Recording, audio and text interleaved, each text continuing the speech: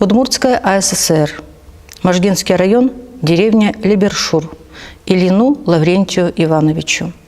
27 декабря 1943 года. С Новым годом, с новым счастьем!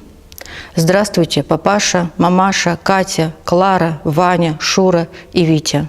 Поздравляю вас всех с Новым годом, желаю в новом году счастья, здоровья и наилучших успехов в жизни.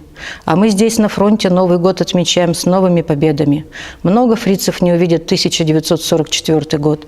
И новый 1944 год будет годом новых побед и годом окончательного разгрома немецких оккупантов. Папаша, я вчера, то есть 26 декабря 1943 года, получил от Кати письмо, узнал целую уйму новостей, за что был очень рад, ведь я почти что полгода не получал писем с дома и не знал, какие у вас новости и как протекает жизнь. И самое главное, обрадовало меня то, что у нас родилась дочь. В честь этого хотелось выпить, но нечего пить. Наверное, к Новому году дадут, тогда уж попраздную и за это, и за Новый год. Папаша, живите так и дальше, помогайте друг другу, и я буду помогать, чем могу. Пишите письма, пусть пишет Ваня, и если может, пусть пишет и папаша.